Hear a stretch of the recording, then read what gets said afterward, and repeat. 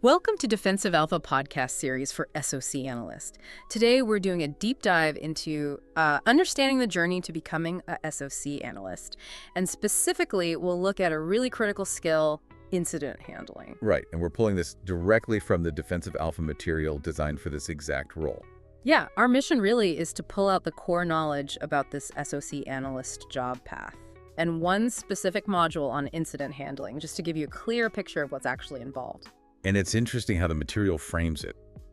It lays out this focused path. It seems really targeted at newcomers to InfoSec who want that professional SOC analyst job. Okay, so it's a clear roadmap. What does it cover? Well, it covers the core security monitoring analysis concepts, and it also goes deep into specialized tools, attack tactics, the adversary methodologies. Gotcha. So it's not just a title, it's building blocks. Exactly. The material suggests that when you finish this section, you gain practical skills. And importantly, the mindset to monitor enterprise infrastructure and spot intrusions at an intermediate level. And it mentions prerequisites too. It points out the prerequisite knowledge, like from their SOC analyst prerequisites path, is definitely helpful. You get more out of it. Right, makes sense. It builds on itself. So, okay, let's shift gears a bit. A crucial piece mentioned is incident handling. How does the material define that? It presents it quite clearly.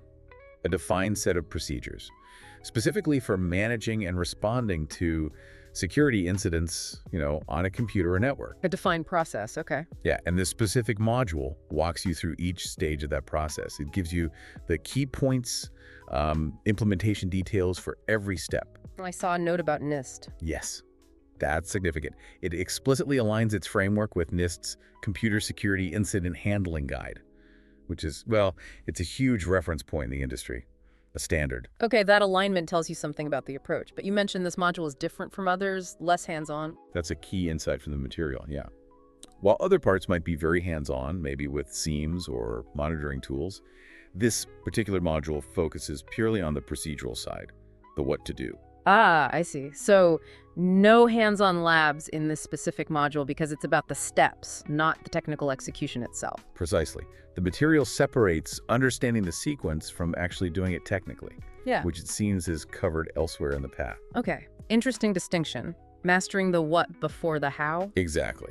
Got it. And it's labeled fundamental. Yes, but it still assumes you have that grasp of InfoSec fundamentals and, common attack principles already. Builds on that. So, pulling all this together, what's the takeaway for someone looking at this material? It seems like it's outlining a clear path, right?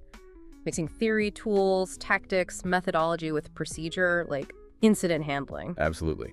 And showing it's all built on that foundation of security concepts you're expected to bring. Which leads to an interesting thought based on how the material structures this. Go on.